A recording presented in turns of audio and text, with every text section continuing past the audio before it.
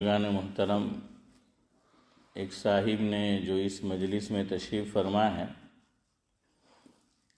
مجھ سے یہ درخواست کی، شاید کل یا پرسوں، شاید کل، کہ چیئر پر بیٹھ کر نماز پڑھنا کیسا ہے، کرسی پر بیٹھ کر نماز پڑھنا کیسا ہے، اور اس تعلق سے آپ کچھ باتیں پیش کرے۔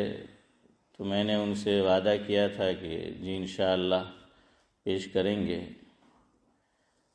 تو آج تو جو ہمارا معمول ہے اس میں یہ دن نہیں آتا، اسی لیے شیخ زمن نے کچھ نزاکت بھرا جواب دیا ہمارے اشرف بھائی کو۔ اللہ کے بندے نے پوچھا کہ بھئی کیا کرنا ہے امام صاحب، کریں گے تعلیم؟ تو کہنے لگے پوچھو۔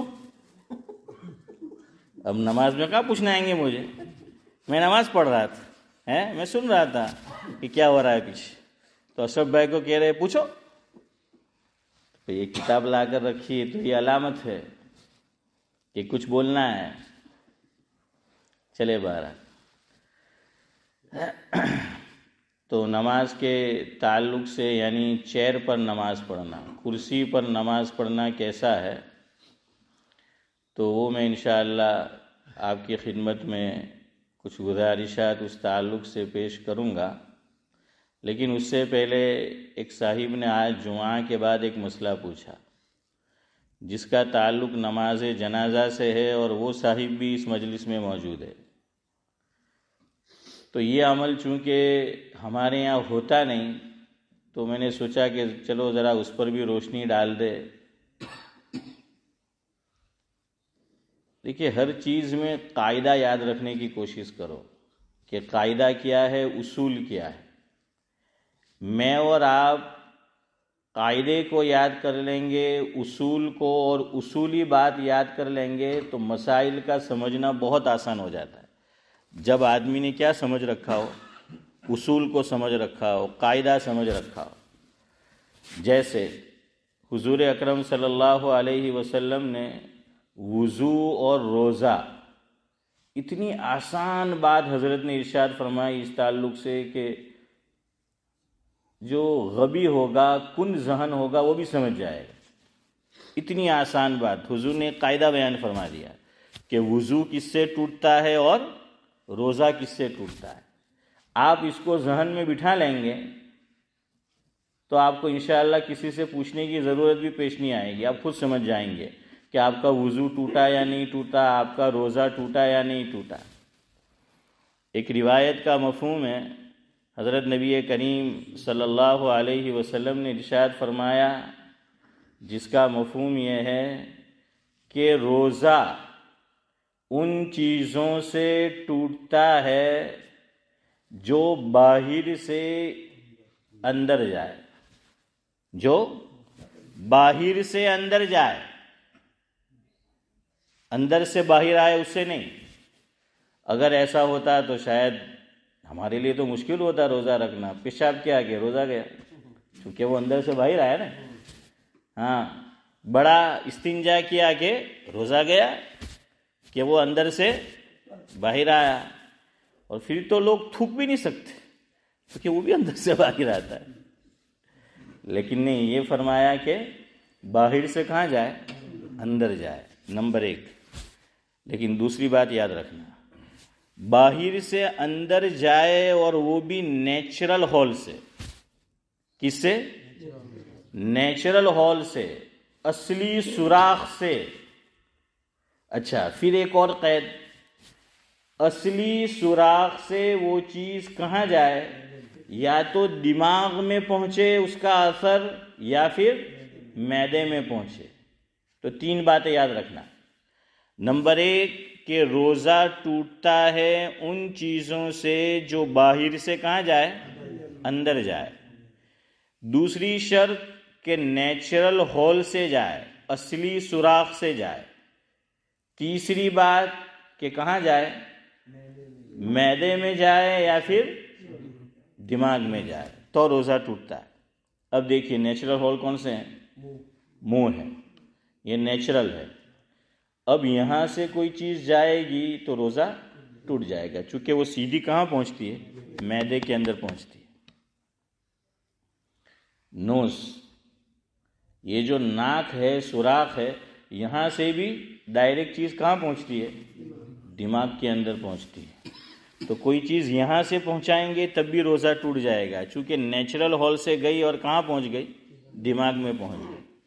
تیسرے، جہاں سے ہم بڑا استنجا کرتے ہیں وہ بھی نیچرل ہال ہے، وہاں سے اگر پہنچائی جاتی ہے تو ہاں، اب دیکھ لیجئے کہ اگر وہ پہنچ جاتی ہے وہ چیز کہاں پر؟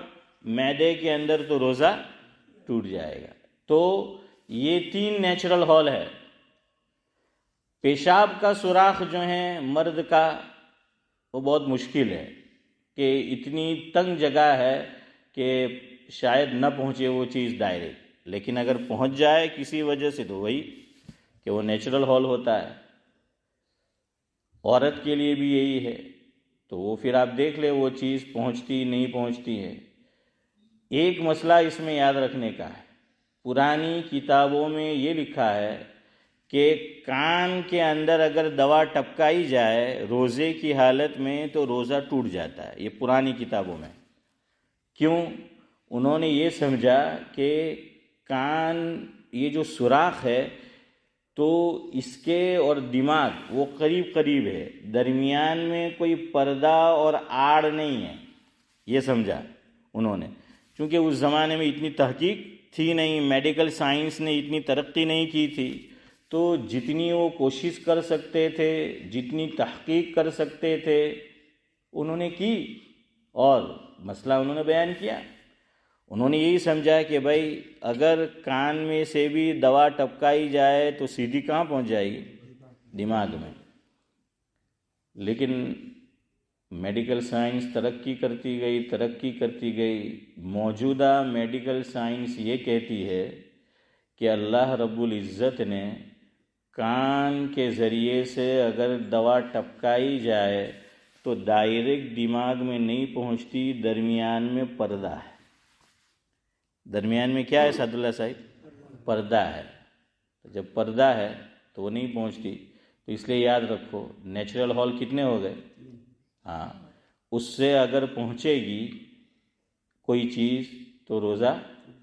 اب دیکھیے آپ نے اس اصول کو سمجھ لیا، اس قاعدے کو سمجھ لیا۔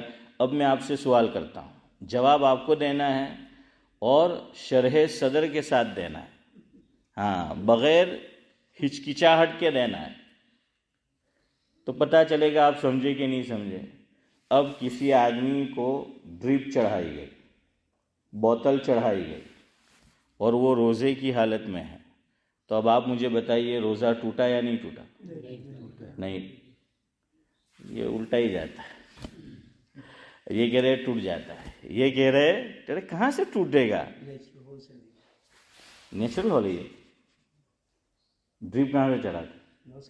نس کے اندر سے۔ ہاں، نس کے تو تمہیں ہو مگر نہیں نس سے یار، تو اندر جا رہا ہے نا وہ۔ او مائی گاڈ، او میرے اللہ میرے اللہ، تو میں کہاں منع کر رہا ہوں نہیں جا رہا ہے، اس لیے تو میں نے پہلے تمہید باندھی کہ 3 باتیں یاد رکھو۔ چلو پھر بولتا ہوں۔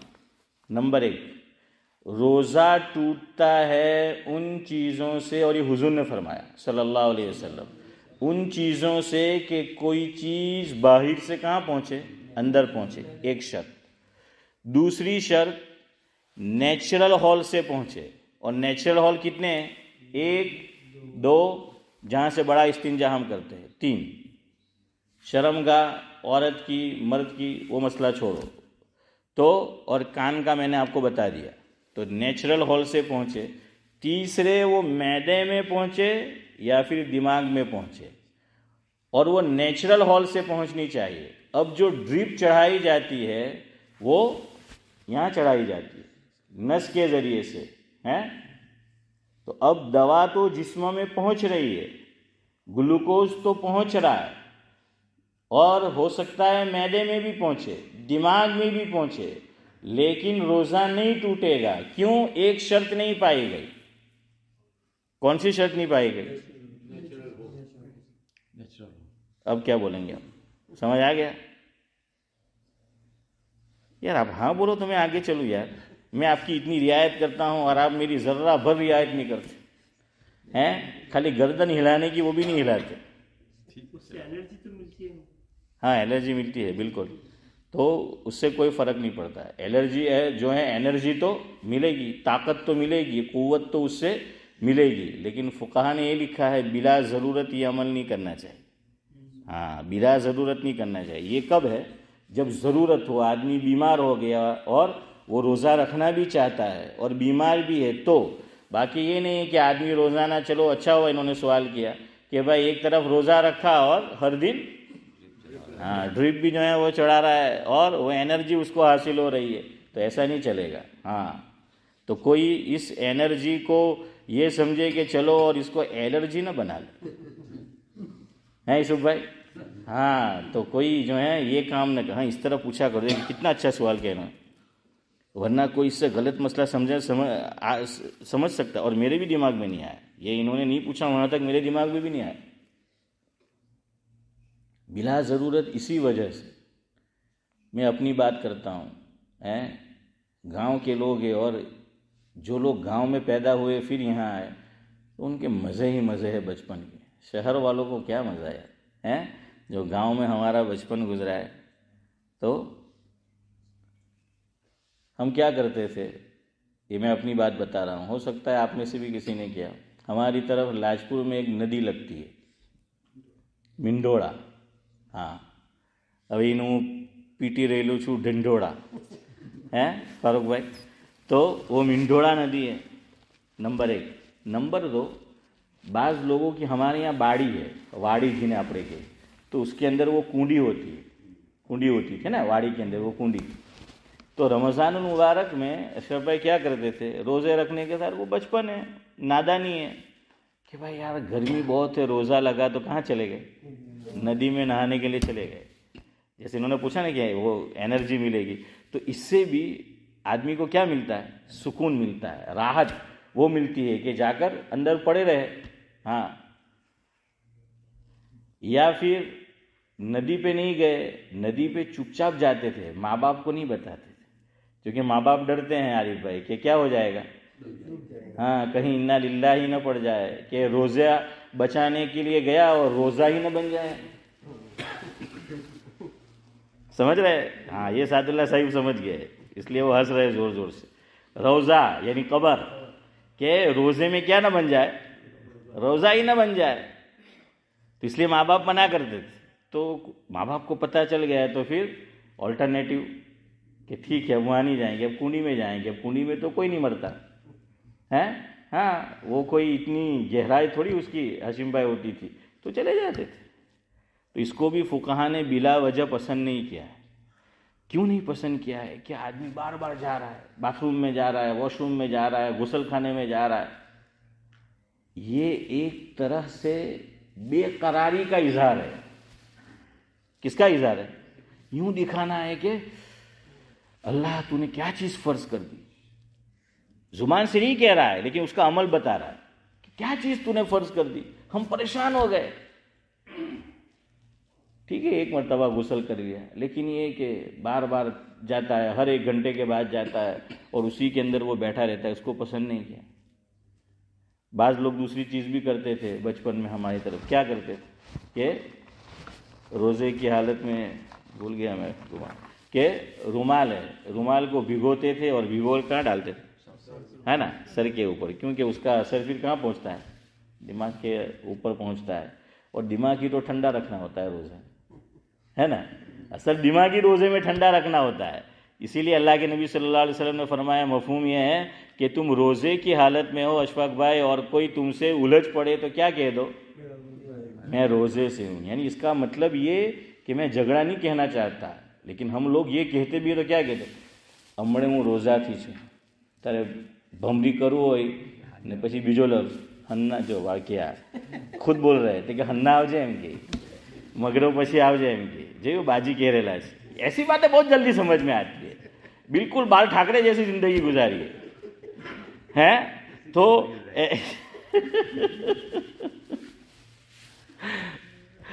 तो क्या है, अरे ये मतलब थोड़ी था कि मगरिब बाद आ जाना, نہیں، اس سے بچنا ہے. اس سے کیا کرنا ہے؟ بچنا ہے، لڑائی جھگڑ نہیں کرنا ہے. فقل، حضور نے فرمایا فقل انی صائم، کہ میں روزے سے ہوں، بتا دو ان کو. خیر، تو اچھا سوال کیا. تو روزہ نہیں ٹوٹے گا، بات پھر ادھر ادھر چلی جائے گی. دوسرا دیکھیے، ایک ہی حدیث میں 2 قاعدے بیان کیے، 2 اصول. روزہ ٹوٹے گا جب کوئی چیز باہر سے اندر جائے پیٹ میں، اور وضو کا بتایا اس کا اپوزٹ ہے. وضو کوئی چیز باہر سے اندر جائے تو نہیں ٹوٹتا، لیکن کوئی چیز اندر سے باڈی سے باہر نکلے تو وضو ٹوٹتا ہے. خون کیا ہوتا ہے؟ باہر سے نا، حنفیہ کے نزدیک تو یہی کہ بھائی خون نکلا اور اندر سے باہر جا رہا ہے تو ٹوٹ جائے گا. تھوڑا سا ہو تو نہیں ٹوٹے گا، زیادہ مقدار میں ہو. آدمی نے یوں تھوکا، تھوک غالب ہے اور خون مغلوب ہے. غالب اور مغلوب تو جانتے ہو نا؟ ہاں، تو روزہ نہیں وضو نہیں ٹوٹے گا، کیونکہ غالب کیا ہے؟ تھوک ہے. تو دیکھیے، یہ باہر نکلا خون، پیشاب کیا، وضو ٹوٹ گیا. کیوں؟ باہر نکلی چیز. بڑا استنجا کیا، ٹوٹ گیا. کیوں؟ باہر نکلی. نیند، اس سے بھی وضو ٹوٹ جاتا ہے. اب آپ سوچیں گے کہ نیند میں تو کوئی چیز باہر نہیں نکلی اشرف بھائی. ہاں، نہیں نکلی نہیں ہے، وہ چڑیا چھوٹتی ہے. ہاں، فقہا نے لکھا ہے کہ جب آدمی سوتا ہے نا تو بدن کے پارٹ ڈھیلے ہو جاتے، لوز ہو جاتے، اعضاء بدن کے، اور یہ ہوا اسی وقت چھوٹتی ہے. شبیر چچا کہ کیا ہوتا ہے؟ بدن کے اعضاء ڈھیلے پڑ جاتا ہے تو وہ چڑیا اڑ جاتی ہے. اسی لیے بعض لوگوں کو دیکھنا، نماز کی چوتھی رکعت ہے کہ یار اب وضو ٹوٹنے والا ہے، گڑ گڑ گڑ گڑ اندر ہو رہا ہے کہ اب ٹوٹا تو پھر پڑھنی پڑے گی. تو کیا کر لیتا ہے؟ باڈی کو بالکل کٹھا سخت کر لیتا ہے باڈی کو کہ یار کچھ دیر اندر کے، ابھی مت نکلنا ہے. تو کچھ دیر اگر اس کو وہ لوز چھوڑ دیتا تو لوز ہو جاتا ہے. ہاں، لیکن وہ کٹھن کر کے رکھا، وہ نہیں نکلتی. پتہ چلا کہ سخت ہو نہیں نکلتی. آدمی سوتا ہے، بدن کے اعضاء لوز ہو جاتے، ڈھیلے پڑ جاتے، سست ہو جاتے. تو یہ امکان ہے، یہ نہیں کہ ہر ایک سوتا ہے تو وہ کہ بدبو پھیلاتا ہے، نہیں، لیکن یہ امکان ہے. اب کون دیکھنے گیا؟ آپ نے کوئی ریکارڈنگ تو رکھا نہیں کہ رات بھر ریکارڈنگ رکھو اور صبح اٹھ کے دیکھو کہ کوئی بم بلاسٹ ہوا ہے کہ نہیں ہے اشفاق بھائی. تو ایسا تو جو ہے وہ ہونے سے رہا. تو اس لیے امکانی درجے میں کیا کہہ دیا. اس میں پھر ایک اور چیز یاد رکھو، سونا بھی سپورٹ کے ساتھ. نماز میں دو صورت ہوتی ہے. ایک آدمی دیکھیے سنت، اللہ اکبر ہے، سنت کا فائدہ دیکھیے. آج میں نے عبدالصمد چچا کو سنایا ظہر کے بعد کہ حضرت مولانا مفتی احمد صاحب خانپوری دامت برکاتہ العالیہ، سبھی جانتے ہیں نا نذیر بھائی، سب لوگ واقف ہیں. تو عبدالقادر چچا حضرت کا بیان تھا نوساری میں، موٹھواڑ میں. یہ میں نے خود سنا، یہ بات میں نے خود سنی حضرت کے منہ سے.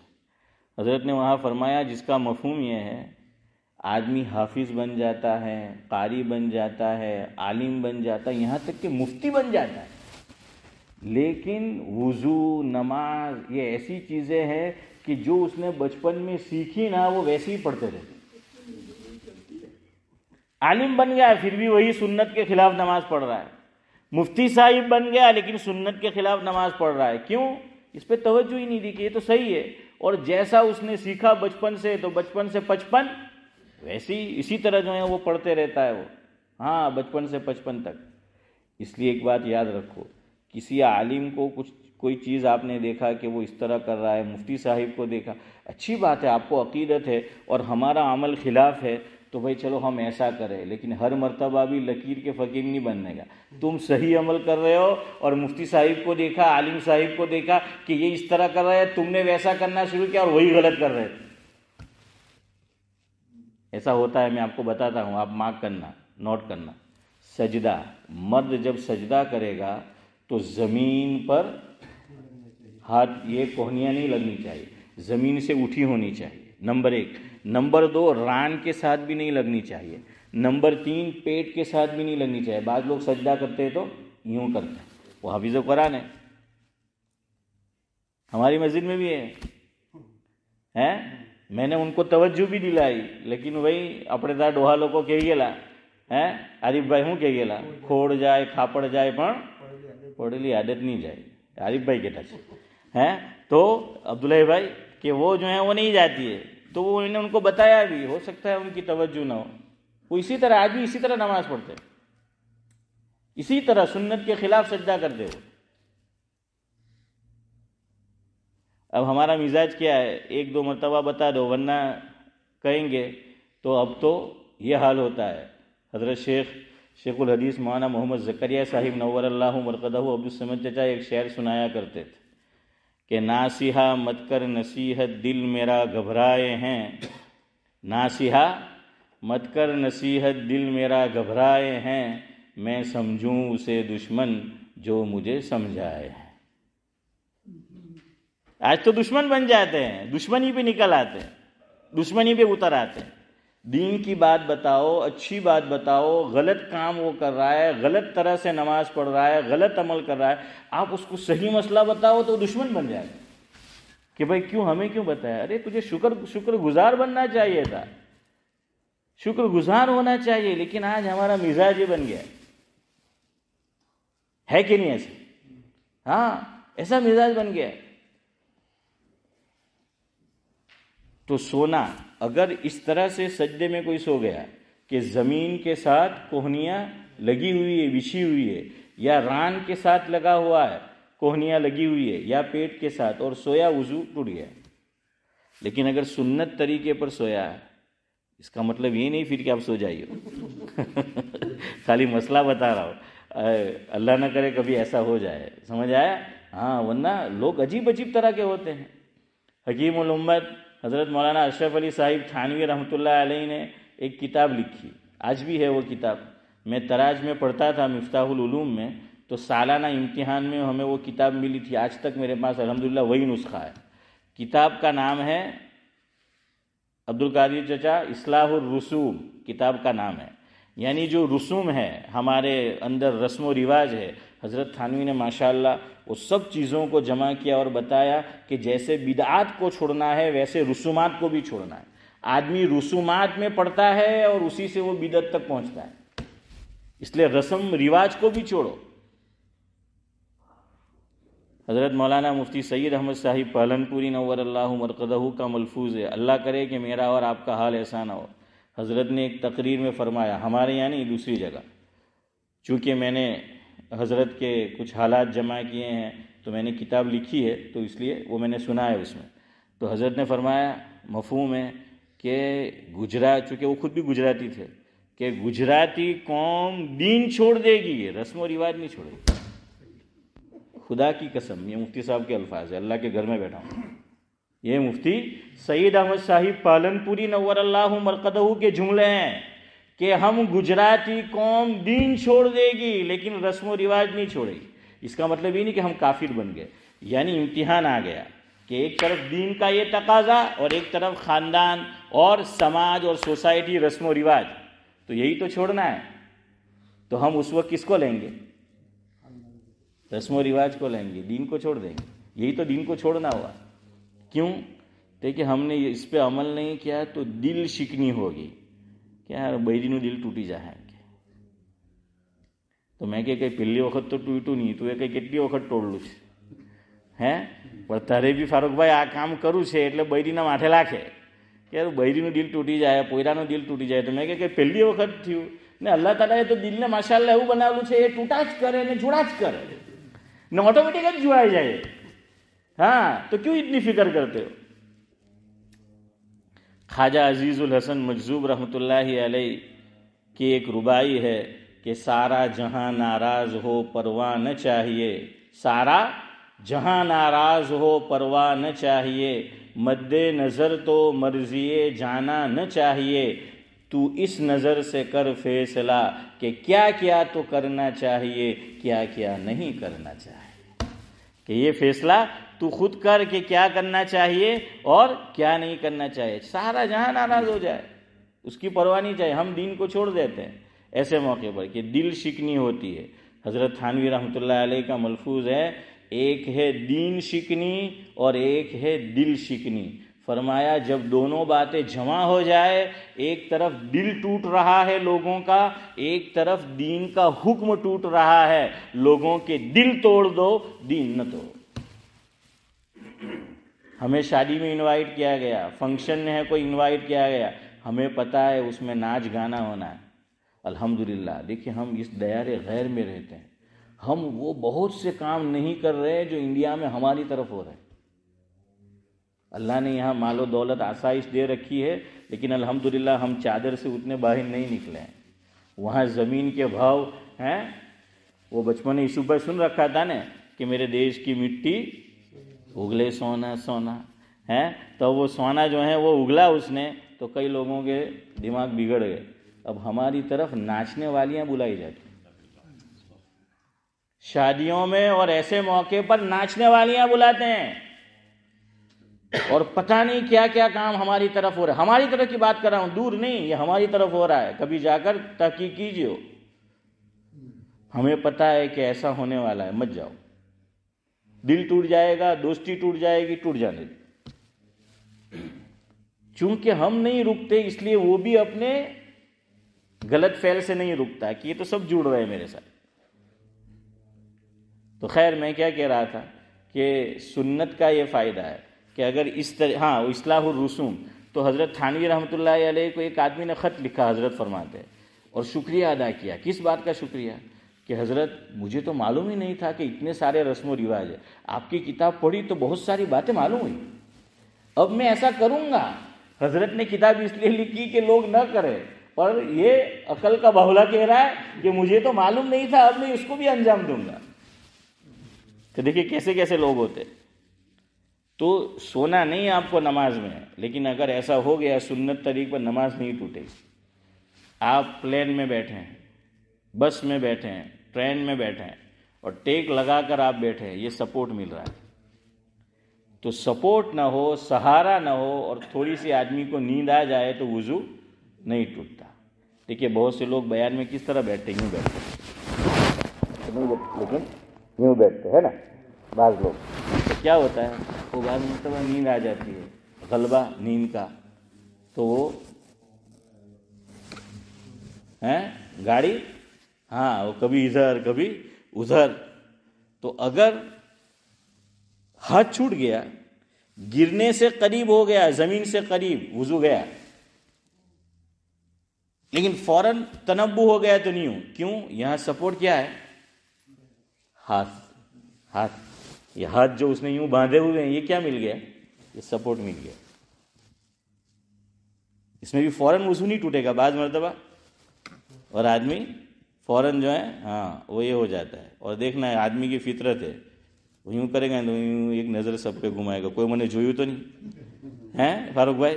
اب سوچتا ہے کہ کوئی جوئی تو کیا سر انسلٹ ہے، تو چوکنا ہو جائے گا۔ اور دیکھا کہ کوئی میں نے نہیں جو عبداللہ بھائی تو ہوتا ہے، گاڑی پاسی گیئر میں جا ہے، تو ایک گیئر سے بیجو گیئر بدلا ہے اشفاق بھائی۔ تو خیر یہ وضو کا قاعدہ بتایا، سمجھ آ رہا ہے کہ کس سے ٹوٹے گا۔ اس میں ایک چیز یاد رکھو، وامٹ، الٹی، قے، یہ ہوتی ہے تو بعض لوگوں کو مس انڈرسٹینڈنگ ہے، اور روزے میں یہ ہر سال یہ سوال مجھ سے ہوتا ہے روزے میں کہ مول صاحب مجھے وامٹ ہوئی، روزہ ٹوٹ گیا۔ اگر وہ قاعدہ سمجھا ہوتا تو جواب آپ کے پاس ہے، روزہ نہیں ٹوٹا۔ کیوں نہیں ٹوٹا؟ وہ تو اندر سے باہر آئی ہے، باہر سے اندر نہیں گئی، ایک صورت میں ٹوٹے گا۔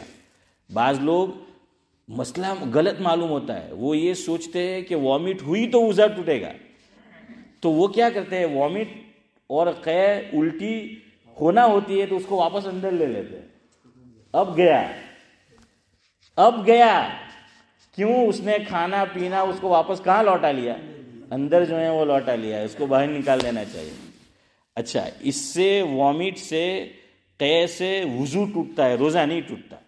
اور وضو میں بھی ایک کنڈیشن ہے، تھوڑی سی وامٹ ہوئی تو نہیں ٹوٹے گا، منہ بھر کر وامٹ ہوئی، یہ قید ہے کتابوں میں کہ منہ بھر کر وامٹ ہوئی تو وضو ٹوٹے گا۔ اب آپ سوچیں گے منہ بھر کر کس کو؟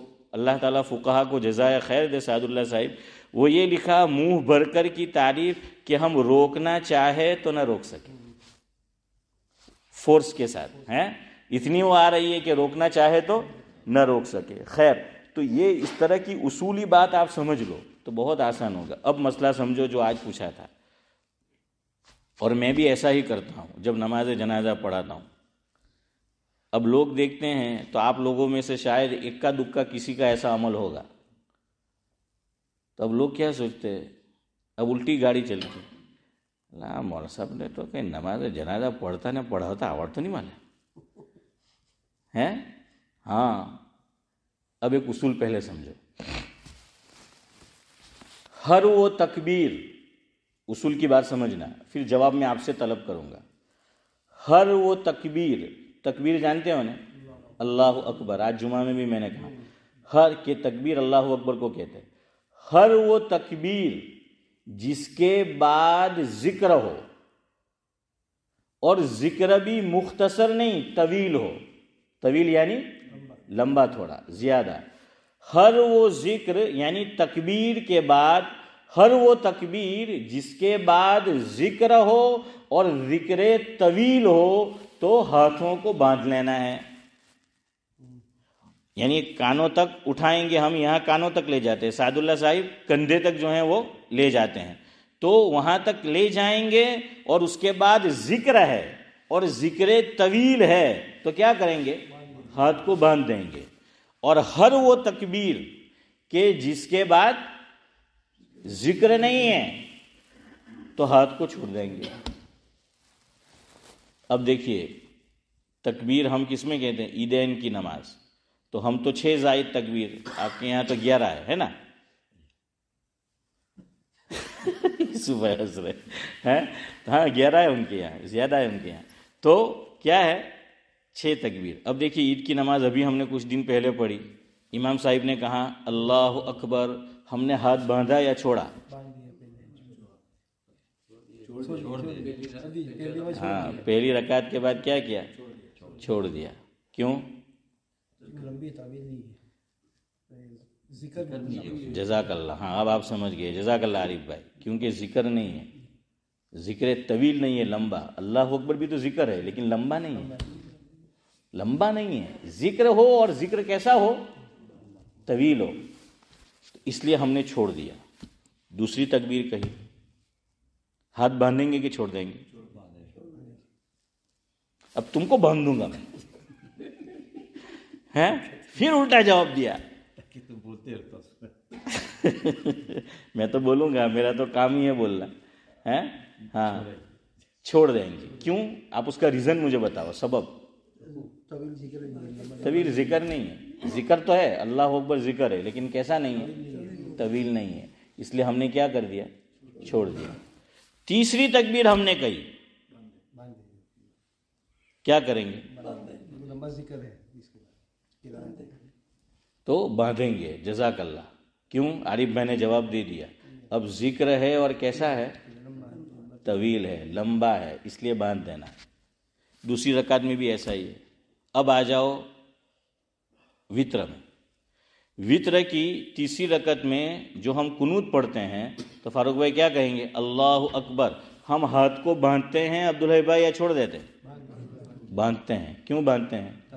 ذکر ہے اور کیسا ہے، طویل ہے. ذکر ہے اور طویل ہے. اب آ جاؤ نماز جنازہ کی طرف. نماز جنازہ 4 تکبیریں ہیں.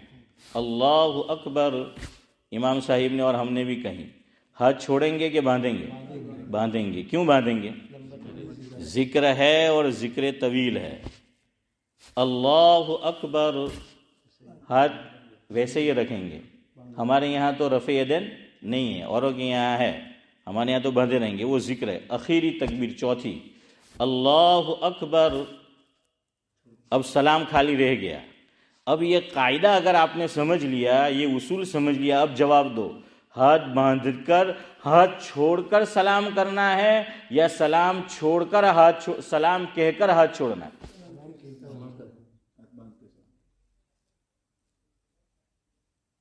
سب نے غلط جواب دیا. ہاتھ چھوڑنا ہے پھر سلام کہنا ہے، سلام چھوڑ کے نہیں. وہ تو ہم کرتے ہیں.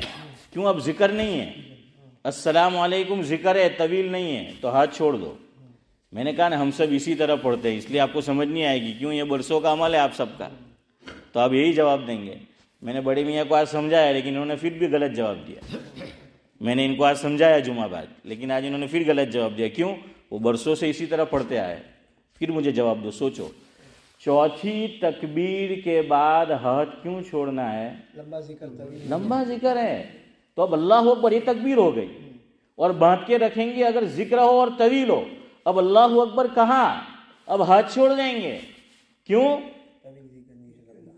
ذکر طویل نہیں ہے۔ سمجھ آیا؟ سمجھ آیا سب کو؟ حضرت تھانوی رحمۃ اللہ علیہ کے فتاویٰ میں ہے یہ بات۔ حضرت نے فرمایا، حضرت نے یہ لکھا ہے، میرے جملے نہیں ہیں، حضرت تھانوی رحمۃ اللہ علیہ کے جملے کوٹ کر رہا ہوں۔ مفہوم ہے کہ فقہی قواعد کے اعتبار سے یہی صورت افضل اور بہتر ہے کہ آدمی ہاتھ چھوڑ دے اور اس کے بعد سلام پھیرے۔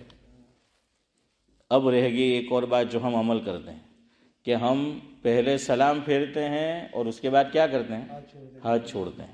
کوئی بات نہیں، نماز ہو گئی، یہ کوئی جائز ناجائز مسئلہ نہیں ہے، حرام حلال نہیں ہے، بلکہ یہ افضل اور غیر افضل ہے، اعلیٰ اور اولا اور غیر اولا، یہ جو ہے وہ مسئلہ ہے۔ علماء بھی کرتے ہیں اس طرح عمل کہ پہلے سلام پھیرتے ہیں اور پھر ہاتھ چھوڑتے ہیں، کوئی بات نہیں۔ جی بالکل، اسی لیے تو میں نے کہا کہ اسی لیے جو ہے وہ کرتے ہوں گے، اور آج میں نے نماز پڑھائی، میں چھوڑ دیتا ہوں۔ اب اس سے پہلے جنازہ تھا نا، تو میں نے کہا نا بعض مرتبہ وہ عالم پڑوس میں ہوتا ہے اور اڑوس پڑوس میں آدمی ہے، تو اب جو کہ اللہ مول صاحب બાજુમાં છે ઇમામ સાહેબ એ જેમ કરે તેમ જ કરો, નહીં તો સલામ ફેરવીને અબ્દુલસલામ પહેલા મને જ પકડે ہے۔ تو اللہ کے گھر میں بیٹھا ہوں، ایک جنازہ ہوا نا، تو میرے پڑوس میں جو آدمی تھا وہ میں نے دیکھا تھا پیچھے کہ ایک مرتبہ میں پیچھے تھا وہ آگے تھا، تو اس نے اسی طرح جنازے کی نماز پڑھی تھی، السلام علیکم ورحمۃ اللہ، السلام علیکم ورحمۃ اللہ، پھر ہاتھ چھوڑا۔ اب اس دن نماز کسی اور نے پڑھائی، پتہ ہے نا، وہ ان کے بیٹے نے پڑھائی تھی، وہ آل انڈیا روڈ مسجد عثمان میں جو اذان دیتے تھے، بنگلہ دیشی جو ہمارے بھائی کا انتقال ہوا تھا، وہ کیا نام تھا؟ ہاں، تو مشتاق خان شاید، تو ان کا وہ، تو انہوں نے کیا کیا، میں نے ہاتھ چھوڑا تو انہوں نے بھی چھوڑ دیا۔ میں کہ چل انہیں گال لو یہ چھوڑی کھائے کہ بھائی یہ امام صاحب نے چھوڑے، اب یہاں بھی جو ہے وہ چھوڑو۔ اور ہمارے نذیر بھائی نے صحیح فرمایا، 95% اسی طرح پڑھتے۔ اور حضرت تھانوی میں نے آپ کو حوالہ دیا، اور یہ اصولی بات لکھی ہے فقہان، رد المختار میں بھی یہ مسئلہ ہے، ہاں یہ مسئلہ ہے فقہ کی کتب میں، لیکن میں نے وہی مفتی احمد صاحب والی بات جو چلی آ رہی ہے چلی آ رہی ہے چلی آ رہی ہے، تو آدمی اسی کو جو ہے وہ چلاتے۔ جی ہاں، ابھی ہاشم بھائی نے جو کہا وہ بھی ہے، چلو ابھی یہ مجھے بات یاد ہے گئی، انہوں نے پوچھا تو جزاک اللہ۔ اس میں 3 صورتیں ہوتی ہے نماز جنازہ میں، یاد رکھو 3 صورتیں، لوگ جو سلام پھراتے ہیں 3 صورت۔ اب میری طرف دیکھتے جاؤ، اب میں نہیں پوچھوں گا، آپ خالی دیکھتے جاؤ اور سمجھتے جاؤ، اور یہ بھی نہیں پوچھوں گا کہ آپ سمجھے کہ نہیں ہیں، نہیں تو یہ مجھے آگے نہیں بڑھنے دیں گے۔ تو بہرحال کیا ہے، 3 صورت سمجھو۔ چوتھی تکبیر ہو گئی، میری طرف دیکھتے رہو، چوتھی تکبیر ہو گئی، اللہ اکبر، السلام علیکم ورحمۃ اللہ، السلام علیکم ورحمۃ اللہ، ٹھیک ہے۔ دوسری صورت، اللہ اکبر، چوتھی تکبیر، السلام علیکم ورحمۃ اللہ، السلام علیکم ورحمۃ اللہ، 2 صورت ہو گئی۔ تیسری جو ہمارے ہاشم بھائی کہہ رہے ہیں، ادھر دیکھو، السلام علیکم ورحمۃ اللہ، السلام علیکم ورحمۃ اللہ، دیکھ لیا۔ تیسری صورت کو پسند نہیں کیا گیا، یا تو جو کرتے چلے آ رہے ہیں ٹھیک ہے، کیوں اس صورت میں وہ یوں کہ بھائی سلام بھی تو ذکر ہے، وہ یوں سوچتے ہیں کہ سلام بھی تو ذکر ہے، لیکن یہ نہیں کہ طویل نہیں ہے، ذکر ہو اور کیسا ہو، طویل ہو۔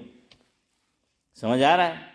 ہاں، تو یہ ہے، یہ بہرحال بات پوچھی تھی تو میں نے آپ کو کہہ دی۔ اب آ جائیے کرسی پر نماز پڑھنا، تو وہ جو ہے کیسا ہے۔ اب مسئلہ یہ ہے جہاں کرسی وہاں جھگڑا ہے. بعض چیزیں اپنے ساتھ کچھ لوازمات لے کر آتی ہے نا. جہاں کرسی آئے گی وہاں جھگڑا. مسجد ہو، مدرسہ ہو، یتیم خانہ ہو، دارالعلوم ہو، مکتب ہو، جامعہ ہو، ہاسپٹل ہو، اسکول ہو اور سیاست ہو، جہاں کرسی وہاں جھگڑا. کرسی کے لیے تو ساری لڑائی کرسی کی ہے. اور ہمارے حضرت رحمۃ اللہ علیہ فرماتے تھے کہ میں تو جب بھی کرسی پہ بیٹھتا ہوں تو قسم کرسی میں آ جاتا ہوں اور لوگ ہے کہ فاروق بھائی کرسی کے پیچھے جو ہیں وہ مر رہے ہیں اور اس کے لیے پتہ نہیں لوگوں کو مار بھی رہے ہیں. کرسی کے پیچھے مر رہے ہیں اور کرسی کے لیے مار رہے ہیں. یہ نہیں سوچ رہے کہ ایک دن تجھے مرنا ہے اور خالق کائنات کو، مالک کائنات کو جواب دینا ہے. بھائی بھائی سے الگ، خاندانوں میں جھگڑے، باپ بیٹے میں جھگڑے. یہ سیاست نے کیا نہیں کرایا، یہ کرسی نے کیا نہیں کرایا. اپنوں کو لوگوں نے قتل کر دیا، اپنوں کو. ہاں، اور یہ ہسٹری اٹھا کر دیکھ لو آپ کہ اس کرسی کے لیے کیا کیا جو ہیں وہ لوگ نہیں ہوتے. ایک صاحب بڑی اچھی بات کہتے تھے کہ ایک صاحب کو پوچھا کہ ہر نماز کے بعد آپ آیت الکرسی کیوں پڑھتے ہو؟ حالانکہ حدیث کے اندر اس کی فضیلت ہے نا. لیکن اب دیکھیے ان کے دماغ میں کچھ اور. اشفاق بھائی پوچھا کہ ہر نماز کے بعد آیت الکرسی کیوں؟ تو فرمایا اللہ سے کہتا ہوں اللہ آیت الکرسی اس لیے پڑھتا ہوں کہ کرسی دے دے. آیت الکرسی اس لیے پڑھ رہے ہیں کہ کیا مل جائے؟ کرسی کرسی جو ہے وہ مل جائے. لالو پرساد یادو بڑا مزے کا آدمی ہے، بہار کا پولیٹیشین ہے اور پوری دنیا میں مشہور ہے وہ. ایک مرتبہ پوری پارلیمنٹ جو ہے ہنسنے لگی. ایک دن انہوں نے تقریر میں کہا اپنے پرائے سب ہنسنے لگے کہ ہماری انٹری ایسی ہے کہ میری پیدائش سے پہلے ہی دشمن ملک چھوڑ کے بھاگ گیا. چونکہ ہندوستان آزاد ہوا اس کے بعد کی اس کی پیدائش ہے. تو فرمایا کہ انٹری میں نے ایسی کی دنیا میں کہ دشمن میرے آنے سے پہلے ہی جو ہے وہ ملک چھوڑ کے چلا گیا. تو یہ بات میں نے سنی حضرت مولانا عبداللہ صاحب کاپود روی، آپ سب جانتے ہیں، نور اللہ مرقدہ، حضرت سے سنی تھی. حضرت نے فرمایا کہ لالو پرساد یادو انکلیشور آیا تھا ہمارے گجرات میں. تو وہ چھوٹی سی، یہ تو تھوڑی بڑی کرسی ہے، وہ بعض ایک دم چھوٹی سی ہوتی ہے پتہ ہے نا، وہ ساتھ لے کے چلتے ہیں. تو وہ ہوائی جہاز سے اترا، وہ چھوٹا ہیلی کاپٹر، لیکن کرسی چھوڑتا نہیں تھا. اس کے ساتھ 4-5 آدمی اور تھے خادم، لیکن کرسی ہاتھ میں کے ہاتھ میں.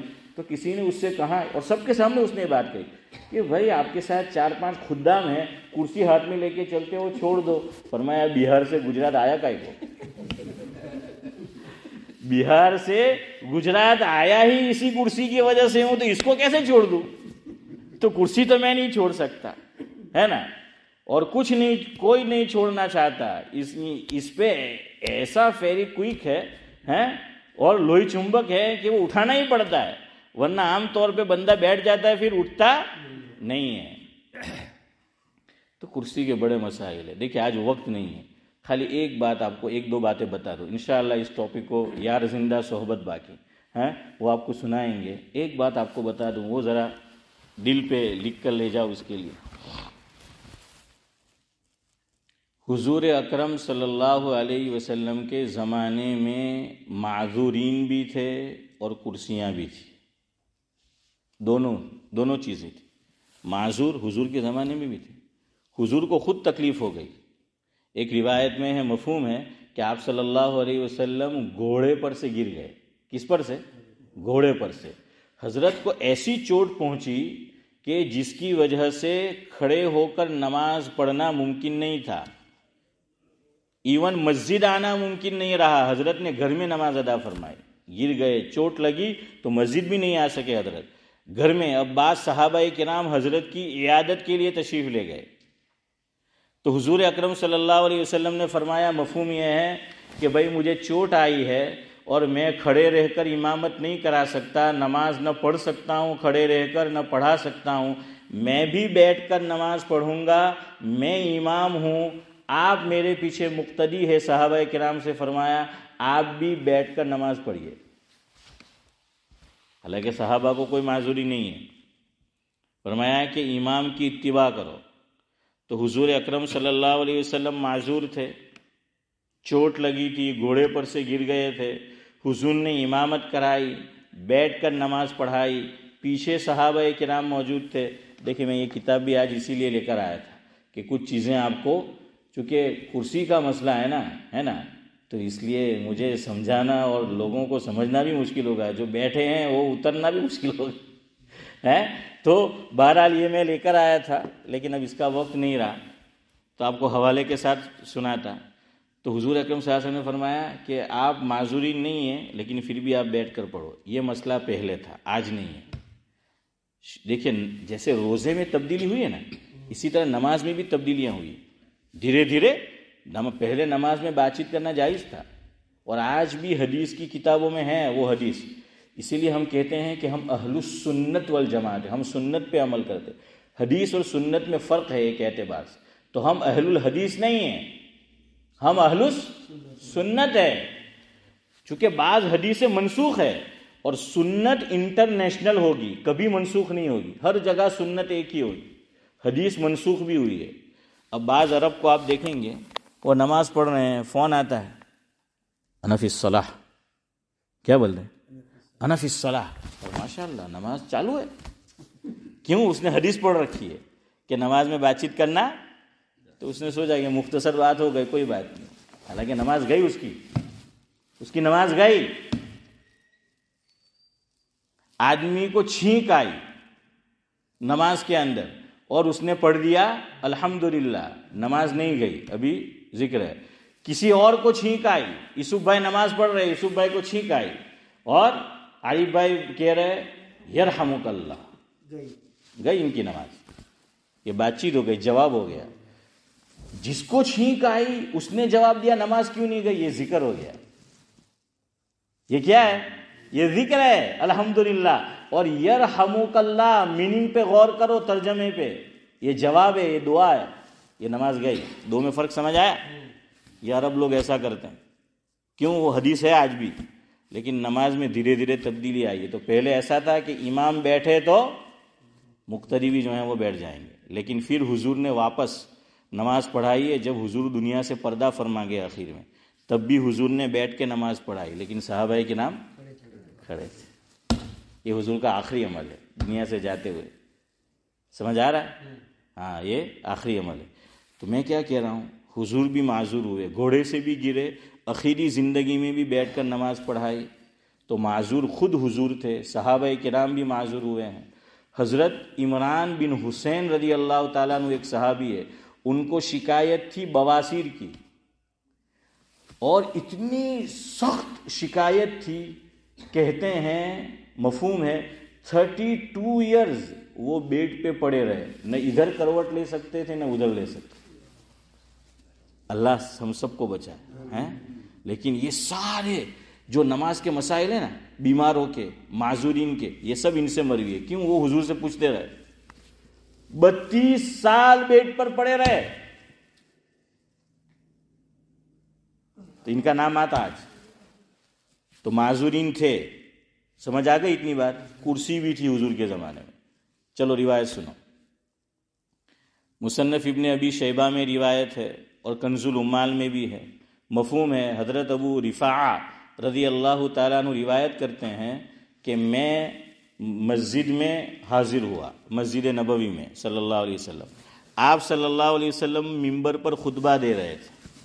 میں آیا اور آنے کے ساتھ میں نے آواز لگائی اور میں نے حضور اکرم صلی اللہ علیہ وسلم سے یہ فرمایا کہ حضور میں ناواقف ہوں اور پردیسی ہوں، میں اجنبی آدمی ہوں، پردیسی ہوں اور دین کے مسائل سے ناواقف ہوں، آپ مجھے دین کی تعلیم دیجئے.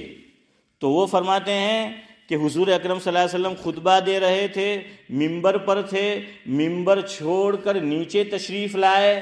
مسجد کے اندر کرسی رکھی ہوئی تھی اور کرسی کے پائے وہ فرماتے ہیں کہ لوہے کے تھے، لوکھنڈ. وہ پائے کس کے تھے؟ لوہے کے تھے. حضور اکرم صلی اللہ علیہ وسلم کرسی پر تشریف فرما ہوئے اور مجھے دین کی دعوت دی، مجھے دین سکھایا اور واپس ممبر پر چلے، تشریف لے گئے اور خطبہ آگے جاری رکھا. بتانا کیا چاہتا ہوں، حضور کے زمانے میں کیا موجود تھی؟ کرسیاں موجود تھی. حضرت مفتی تقی عثمانی صاحب دامت برکاتہم العالیہ سب جانتے ہیں حضرت کو تقریباً یہاں جو موجود ہے. تو وہ میں ان کا لفظ بلفظ وہاں دارالفتاء میں سوال پوچھا گیا، دارالعلوم کراچی کا، انشاءاللہ آئندہ مجلس میں وہ سناؤں گا آپ کو. اس میں حضرت نے ایک بات لکھی جس کا مفہوم ہے کہ نہ حضور کے زمانے میں کرسی پر نماز پڑھنا ثابت، نہ صحابہ کرام کے زمانے میں کرسی پر نماز پڑھنا ثابت، نہ بعد کے زمانے میں ثابت. کرسیاں حضور کے زمانے میں بھی تھیں، معذورین حضور اکرم صلی اللہ علیہ وسلم کے زمانے میں بھی تھے، لیکن وہ زمین پر بیٹھ کر نماز پڑھتے تھے. کیوں؟ فرمایا کہ نماز نام ہے عاجزی کا، انکساری کا، تواضع کا، مٹانے کا. آدمی یہ جو شکل ہے نماز کی وہ تواضع والی ہے. کرسی پہ بیٹھتے ہیں تو تواضع نظر آتی ہے. ہماری مسجد میں تو یہی جھگڑا ہے کہ ادھر رکھے کہ ادھر رکھے. یہ کرسی کا جھگڑا ہے، سمجھ آیا؟ یہ کرسی کا جگہ حضور نے نہیں پڑھی اور اخیر میں امامت کرائے وہ نہیں پڑھی. تو جہاں تک آپ بیٹھ کر پڑھ سکتے ہو وہ پڑھو. اب مجھے معلوم ہے کہنے والے کہیں گے کہ مفتی سعید صاحب نے بھی تو چھلے جو یا پڑھتا ہوتا. بھائی تمہارے لیے تو پڑھو پر ماڑا پچھاڑی نہ پڑھو. ہاتھ جوڑی نے مجھ سے کہا گیا کہ آپ بیان کرو تو میں بیان کر رہا ہوں. آپ کو ماننا ہے مانو، نہ ماننا آپ کی مرضی ہے. سمجھ آیا کہ نہیں؟ میں آپ کو بتا رہا ہوں. ماننے والے شکریہ ادا کرتے ہیں، نہ ماننے والے کہ اس نے یوں کہا اس نے یوں کہا. بھائی وہ تم جانا. معذورین موجود تھے، کہو کیوں. آخری بات، حضرت ابو بکر صدیق رضی اللہ تعالیٰ عنہ سے حضور نے فرمایا کہ اے ابو بکر، مفہوم ہے رونا نہ آئے تو رونے کی شکل بناؤ. نماز آپ کھڑے رہ کر نہیں پڑھ سکتے، سجدہ یہ نہیں کر سکتے، تو عاجزی کی شکل بناؤ کہ جتنا زمین سے قریب ہو. اور انسان جو نماز پڑھتا ہے مسلمان، اس میں سب سے اللہ تعالیٰ سے قریب کہاں ہوتا ہے؟ سجدے میں ہوتا ہے. گویا اللہ کے قدموں میں اس نے سر رکھ دیا ہے. تو اس لیے کرسی پر بیٹھ کر پڑھیں گے، سجدہ کہاں ہوتا ہے؟ زمین پر. تو یہ حیت، یہ شکل زمین سے اوپر ہو جائے گی. رونا نہیں، رونے کی شکل. تو کم از کم زمین پر کرو. چاہے تم سجدہ زمین پر نہیں کر سکتے، لیکن تم بیٹھ کر پڑھو گے. یہ شکل زمین سے قریب، اقرب کون سی شکل ہے؟ کرسی پر بیٹھ کر پڑھنے والی یا زمین پر؟ زمین پر نا. ہاں، لیکن آج کی تقریر کا غلط مفہوم بھی مت لینا کہ یہ جو بیچارے مجبور ہیں، معذورین ہیں، تو آپ ان کو کچھ اور نظروں سے دیکھیں. ٹھیک ہے، اس کی بھی گنجائش دی ہے. بعض لوگ عمر کے اس طبقے میں پہنچ چکے ہیں کہ ان کے لیے پھر مشکل ہوتا ہے زمین پر پڑھنا. تو جو مشکل ہے تو وہ زیادہ جانتے ہیں، لیکن کوشش کرو. مسائل اور آگے آئیں گے، آپ کو بتائیں گے کہ کس طرح. دیکھیے زمین پر بیٹھ کر ہر صورت اجازت دی. چاہے آدمی قبلے کی طرف پاؤں کرے اور نماز پڑھے، یہ بھی اجازت کہ یوں بیٹھ سکتا ہے زمین پہ اور پاؤں کدھر ہے؟ قبلے کی طرف، تب بھی اجازت دی. پالتی مار کر، جنہیں آپ نے پناٹھی کے، تو پناٹھی مار کر نماز پڑھو، تب بھی اجازت. یا یوں بیٹھا ہے اور یوں پڑھا، کسی شکل میں وہ نماز پڑھ سکتا ہو، اسے کہا کہ زمین پر بیٹھ کر جو ہے وہ پڑھو، چونکہ یہ زمین سے قریب ہے، عاجزی سے جو ہے وہ قریب ہے. اللہ تبارک و تعالی جو کچھ کہا سنا گیا قابل عمل باتوں پر عمل کی توفیق دے. سبحان اللہ بحمدہ، سبحانک اللہم وبحمدک.